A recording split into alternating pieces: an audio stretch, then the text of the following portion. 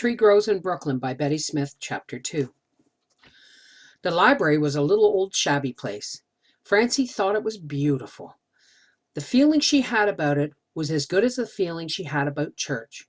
She pushed open the door and went in. She liked the combined smell of worn leather bindings, library paste, and freshly inked stamping pads, better than she liked the smell of burning incense at high mass. Francie thought that all the books in the world were in that library, and she had a plan about reading all the books in the world. She was reading a book a day in alphabetical order and not skipping the dry ones. She remembered that the first author had been Abbott. She had been reading a book a day for a long time now, and she was still in the bees. Already, she had read about bees and buffaloes, Bermuda vacations, and Byzantine architecture. For all of her enthusiasm, she had to admit that some of the bees had been hard going. But Francie was a reader. She read everything she could find. Trash, classics, timetables, and the grocer's price list. Some of the reading had been wonderful. The Louisa Alcott books, for example. She planned to read all the books over again when she had finished reading the Z's. Saturdays were different. She treated herself by reading a book not in the alphabetical sequence. On that day, she asked the librarian to recommend the book. After Francie had come in and closed the door quietly behind her, the way you were supposed to do in a library, she looked quickly up at the little golden pottery jug which stood at the end of the librarian's desk. It was a season indicator. In the fall, it held a few sprigs of bittersweet, and at Christmas time, it held holly. She knew spring was coming, even if there was snow on the ground, when she saw pussy willows in the bowl. And today, on this summer Saturday of 1912, what was the bowl holding? She moved her eyes slowly up the jug past the thin green stems and little round leaves and saw nasturtiums, red, yellow, gold, and ivory white. A head pain caught her between the eyes at the taking in of such a wonderful sight. It was something to be remembered all her life. When I get big, she thought, I will have such a brown bowl, and in hot August there will be nasturtiums in it. She put her hands on the edge of the polished desk, liking the way it felt. She looked at the neat row of freshly sharpened pencils, the clean green square of blotter, the fat white jar of creamy paste, the precise stack of cards, and the return books waiting to be put back on the shelves. The remarkable pencil with the date slug above its point was by itself near the blotter's edge. Yes, when I get big and have my own home, no plush chairs and lace curtains for me and no rubber plants. I'll have a desk like this in my parlor and white walls and a clean green blotter every Saturday night and a row of shining yellow pencils always sharpened for writing and a golden brown bowl with a flower or some leaves or berries always in it and books, books, books. She chose her book for Sunday, something by an author named Brown. Francie figured she had been reading on the Browns for months. When she thought she was nearly finished, she noticed that the next shelf started up again with the name Brown, with an E. After that came Browning. She groaned. Anxious to get to the C's, where there was a book by Maria Corelli that she had peeped into and found thrilling. Would she ever get to that? Maybe she ought to read 2 books a day. Maybe. She stood at the desk a long time before the librarian deigned to attend her. Yes? Inquired the lady pettishly. This book I wanted. Francie pushed the book forward, opened at the back with the little card pushed out of the envelope. The librarians had trained the children to present the books this way. It saved them the trouble of opening several hundred books a day and pulling several hundred cards from as many envelopes. She took the card, stamped it, pushed it down in the slot in the desk. She stamped Francie's card and pushed it at her. Francie picked it up, but she did not go away. Yes, the librarian did not bother to look up. Could you recommend a good book for a girl? How old? She's 11. Each week, Francie made the same request, and each week the librarian asked the same question. A name on a card meant nothing to her, and since she never looked up into a child's face, she never did get to know the little girl who took a book out every day and 2 on Sunday. A smile would have meant a lot to Francie, and a friendly comment would have made her so happy. She loved the library and was anxious to worship the lady in charge, but the librarian had other things on her mind. She hated children anyhow. Francie trembled in anticipation as the woman reached under the desk. She saw the title as the book came up, If I Were King, by McCarthy. Wonderful. Last week it had been Beverly of Graustark, and the same 2 weeks before that. She had had the McCarthy book only twice. The librarian recommended these two books over and over again. Maybe they were the only ones she herself had read. Maybe they were on a recommended list. Maybe she had discovered that they were surefire as far as 11-year-old girls were concerned. Francie held the books close and hurried home, resisting temptation to sit on the first doorstep she came to start reading. Home at last, and now it was the time she had been looking forward to all week. Fire escape sitting time. She put a small rug on the fire escape, got the pillow from her bed, and propped it against the bars. Luckily, there was ice in the icebox. She chipped off a small piece and put it in a glass of water. The pink and white peppermint wafers bought that morning were arranged in a little bowl, but of a pretty blue color. She arranged the glass, bowl, and book on the windowsill and climbed out onto the fire escape. Once out there, she was living in a tree. No one upstairs, downstairs, or across the way could see her, but she could look out through the leaves and see everything. It was a sunny afternoon. A lazy, warm wind carried a warm sea smell. The leaves of the tree made fugitive patterns on the white pillowcase. Nobody was in the yard, and that was nice. Usually it was preempted by the boy whose father rented the store on the ground floor.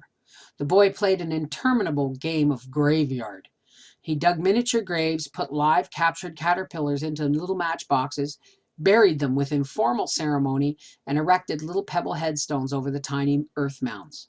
The whole game was accompanied by fake sobbings and heavings of his chest. But today the dismal boy was away visiting an aunt in Bensonhurst. To know that he was away was almost as good as getting a birthday present. Francie breathed the warm air, watched the dancing leaf shadows, ate the candy, and took sips of the cooled water in between reading the book. If I Were King, love. Ah, if I were king. The story of Francois Villon was more wonderful each time she read it. Sometimes she worried for fear the book would be lost in the library and she'd never be able to read it again. She had once started copying the book in a 2-cent notebook. She wanted to own a book so badly that she had thought copying it would do it. But the penciled sheets did not seem like nor smell like the library book, so she had given it up, consoling herself with the vow that when she grew up, she would work hard, save money, and buy every single book that she liked. As she read, at peace with the world and happy as only a little girl could be with a fine book and a bowl of candy and all alone in the house, the leaf shadows shifted and the afternoon passed. About 4 o'clock, the flats and the tenements across from Francie's yard came to life. Through the leaves, she looked into the open, uncurtained windows and saw growlers being pushed out and returned, overflowing with cool, foaming beer. Kids ran in and out, going to and returning from the butchers, the grocers, and the bakers. Women came in with bulky hawk shop bundles. The man's Sunday suit was home again. On Monday, it would go back into the pawnbrokers for another week. The hawk shop prospered on the weekly interest money, and the suit benefited by being brushed and hung away in camphor where the moths couldn't get at it. In on Monday, out on Saturday. 10 cents interest paid to Uncle Timmy. That was the cycle. Francie saw young girls making preparations to go out with their fellers. Since none of the flats had bathrooms, the girls stood before the kitchen sinks in their camisoles and petticoats, and the line the arm made curved over the head while they washed under the arm was very beautiful. There were so many girls and so many windows washing this way that it seemed a kind of hushed, expectant ritual. She stopped reading when Fraber's horse and wagon came into the yard next door because watching the beautiful horse was almost as good as reading. The next door yard was cobblestoned and had a good-looking stable at the end of it. A wrought iron double gate separated the yard from the street.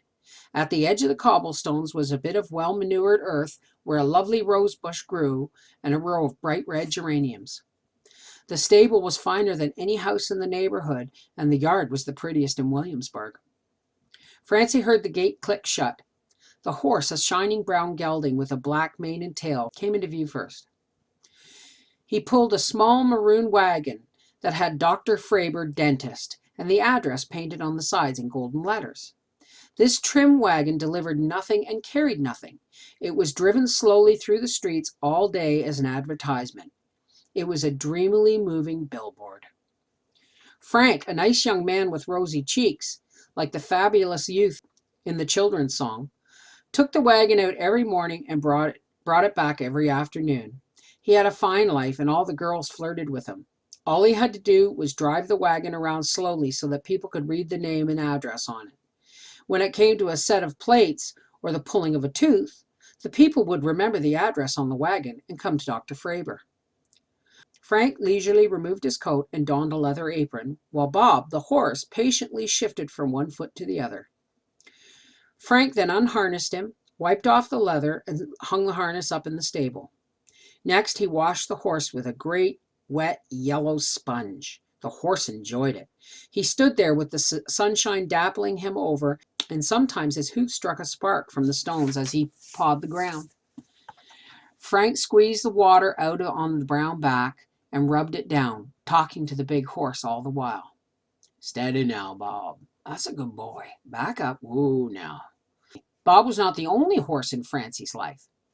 Her Aunt Evie's husband, Uncle Willie Flipman, also drove a horse. His horse was named Drummer and pulled a milk wagon. Willie and Drummer were not friends the way Frank and his horse were friends. Willie and Drummer lay in wait for each other, figuring out injuries to do to each other. Uncle Willie reviled Drummer by the hour. To hear him talk, you would think that the horse never slept at night, but stood awake in the milk company stable, figuring out new torments for his driver.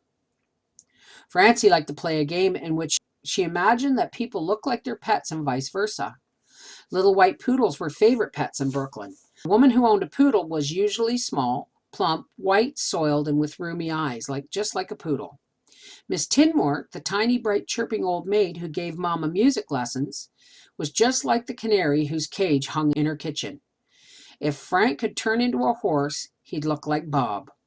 Francie had never seen Uncle Willie's horse, but she knew what he looked like. Drummer, like Willie, would be small and thin and dark with nervous eyes which showed too much white. He'd be whimpery too, like Aunt Evie's husband. She let her thought go away from Uncle Willie Flipman. Out on the street, a dozen small boys clung to the iron gate, watching the neighborhood's only horse being washed. Francie couldn't see them, but she heard them talking. They made up fearful stories about the gentle animal. "Don't he look all still and easy?" said a boy. "But that's only fake. He's laying his chance for when Frank ain't looking, then he'll bite him and kick him to death." "Yeah," said another boy. "I seen him run over a little baby yesterday." A third boy had an inspiration. "I seen him do number one on an old lady sitting by the gutter selling apples. All over the apples, too," he added as an afterthought. "They put them blinkers on 'em so he can't see how little people is. If they could see how small they is, they would kill them all. Them blinkers make him think people is little, like little peewees." "Gee!" Each boy, as he spoke, knew that he was lying, yet he believed what the other boys said about the horse. Eventually, the boys tired of watching gentle Bob just stand there. One of them picked up a stone and threw it at the horse. Bob's skin rippled where it struck him, and the boys shivered in anticipation of his going berserk. Frank looked up and spoke to them in a gentle Brooklyn voice. "You don't want to go and do that now. Horse didn't do nothing to you." "Oh, no?" shouted a boy indignantly. "No." "Ah, go blank yourself," came the inevitable coup de grace from the smallest boy. Still gently spoke Frank as he let a rill of water run over the horse's rump. "Do you want to go away from here, or do I have to break a couple of your asses?" "You and who else?" "I'll show you who else." Suddenly Frank swooped down and picked up a loose cobblestone and squared off as if to throw it. The boys backed away, hollering out offended retorts. "I guess this is a free country. Yeah, you don't own the streets. I'm going to tell my uncle to cop on you." "Beat it now," said Frank indifferently. He replaced the cobblestone carefully. The big boys drifted away, tired of the game, but the little boys seeped back. They wanted to see Frank give Bob his oats. Frank finished washing the horse and stood him under the tree where his head was in the shade. He hung a feed bag on his neck. Then he went to work washing the wagon and whistling, "Let Me Call You Sweetheart." As if this was a signal, Flossie Gaddis, who lived below the Nolans, stuck her head out the window. Hello there, she called vivaciously. Frank knew who called. He waited a long time and then answered, hello, without looking up. He walked around to the other side of the wagon where Floss couldn't see him, but her persistent voice followed. Done for the day? She asked brightly. Soon, yeah. I guess you're going out sporting being it's Saturday night tonight. No answer. Don't tell me a good-looking feller like you ain't got no girl. No answer. They're running a racket tonight at the Shamrock Club. Yeah? He didn't sound interested. Yeah, I got a ticket, admitting a lady and a gent. Sorry, I'm all tied up. Staying home to keep your old lady company? Maybe. Oh, go to hell. She slammed the window down, and Frank breathed a sigh of relief. That was over. Francie felt sorry for Flossie. She never gave up on hope, no matter how many times she lost out with Frank. Flossie was always running after men, and they were always running away from her. Francie's Aunt Sissy ran after men too, but somehow they ran to meet her halfway. The difference was that Flossie Gaddis was starved about men, and Sissy was healthily hungry about them. And what a difference that made.